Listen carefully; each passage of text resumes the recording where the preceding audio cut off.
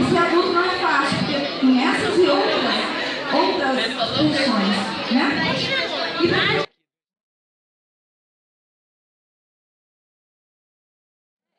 A presença do CPI. Cadê os aplausos aí, pessoal do CPI?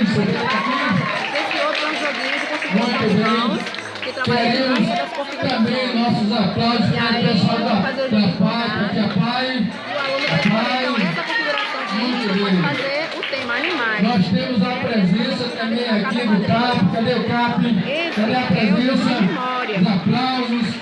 Final de jogo de memória, uma brincadeira também bem interessante. Nós temos aqui também a presença Ali é o do relógio. Cepate. Cadê o Cepate? E aqui ele está mostrando uma outra dinâmica. Esse é um quadrinho do jogo de libras.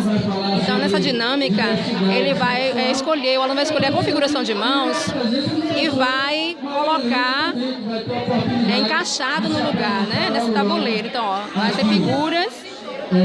Ó, configuração de mãos, que esse é o sinal, configuração de mãos. Então ele vai abrir a caixa e a gente vai oferecer as imagens para ele, com a configuração de mãos e sinais. E aí, quando ele for escolher essa configuração, ele vai ter que combinar frutas, qualquer coisa, qualquer tema que a gente for trabalhar com eles, eles podem utilizar ali. Então todos esses materiais, o CPI trabalha lá com crianças, com jovens e com adultos, ensinando eles. Eu sou um instrutor surdo que ensino crianças a aprenderem a língua de sinais. A família também, a gente trabalha com essa dinâmica da comunicação, que é muito importante, a família saber se comunicar com seus filhos.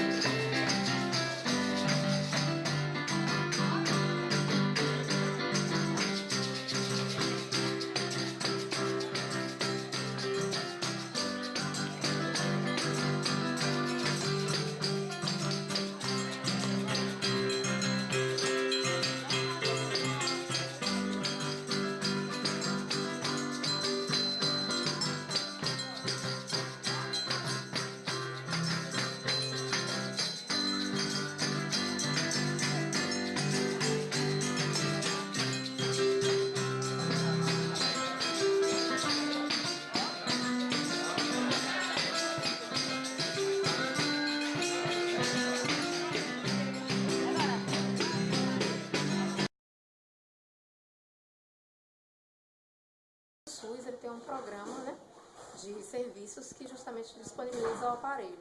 Então, assim, quando os pais vêm para o atendimento, a maioria, no início, não tem o conhecimento, né, de como conseguir a questão do aparelho.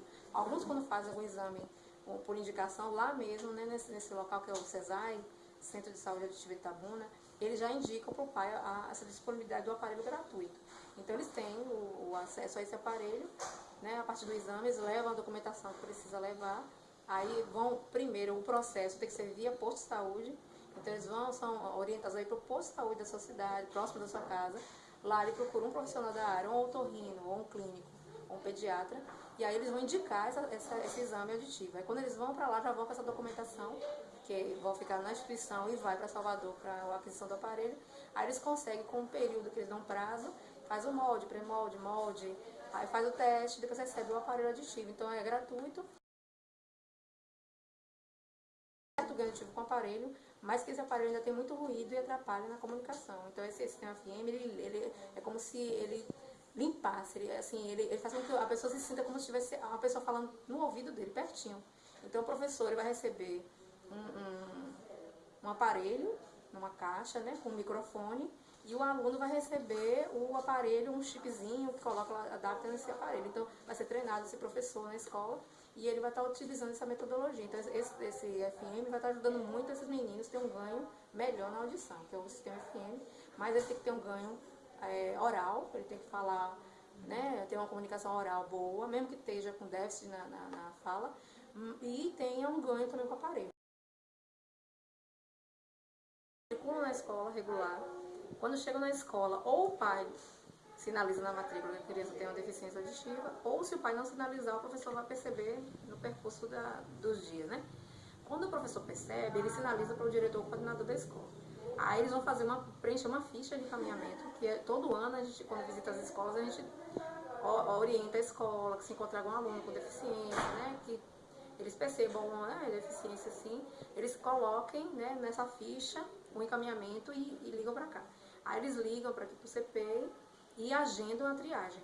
Aí a partir dessa triagem que eles vêm, né, que é combinado, tem profissionais para fazer a triagem, elas vão fazer esse momento com a família, aí perguntam, né, faz toda aquela entrevista, aí vão ver, né, se o pai tem um exame auditivo recente, se o pai desconfia que a criança tem uma perda auditiva, mas que não fez ainda o exame, aí passa aqui para nossa sala, a gente vai orientar como ele faz esse procedimento que já foi colocado, né, vai para o posto, do posto vai pegar o encaminhamento para o CESAI, né, aí a partir dessa confirmação do laudo, se ele vier com laudo de perda auditiva, ele já vem para o atendimento na sala. Aí ele vem para aqui, a gente combina o dia, agendado, o horário, né, faz um momento de anamnese com o pai, que pode ser no início do atendimento ou depois, para detectar alguma outra situação do aluno, né, de habilidades que ele tem, dificuldades, qual é a pretensão do pai. A gente faz um momento de pesquisa com a família e depois desse momento de pesquisa a gente vai sempre dar esse feedback, né? Às vezes o atendimento é feito com a família na sala, quer dizer, o pai, a mãe e o aluno, que aí ele vai percebendo como é que é a dinâmica, porque em casa depois vão repetir essas atividades que a gente vai passando. Outras vezes a gente trabalha só com o aluno, dependendo de como é ele, né? Que às vezes ele não consegue fazer uma atividade concentrada com outra pessoa, né? A gente faz com ele e depois dá o feedback ao pai também, de como está sendo o atendimento. Então, a organização dos alunos pode ser feita ou individual, em duplo, grupo. Então, a gente faz essa diferença de atendimento com eles, né? As atividades, elas vão depender dessa demanda. Então, a gente vai traçar, a partir dessa dificuldade que o aluno tem, que a gente vai fazer uma entrevista diagnóstica, a gente faz uma semana, dependendo, ou mais, de atividade diagnóstica. Aí a gente vai perceber qual é a dificuldade que ela tem, se é o grau na questão de cálculo, se é na questão dela mesmo emocional, se é na questão da escrita. Então a gente vai vendo qual é o foco que ele precisa ser trabalhado e daí a gente vai fazer um planejamento que é individual para cada um. Dividindo os jogos que a gente vai trabalhar, que atividade vai fazer, se é atividade interna, se é atividade externa, atividade mais voltada social, de currículo funcional, que é um currículo mais assim, voltado para as práticas do dia a dia. A gente, no atendimento, a gente está começando a fazer um trabalho de resgate da língua. Então a gente está trabalhando com o pai a importância da comunicação e de como isso vai modificar a vida do seu filho, o desenvolvimento, né? Então o que a gente planejou para esse ano, ajudando o seu filho, um projeto, né, ajudando o seu filho a aprender. Então, Momentos Juntos, que é um material que está disponibilizado no Google, né, no site, e a gente fez uma adaptação para poder trabalhar com os pais. Então a gente planeja jogos, planeja atividades no caderno, né,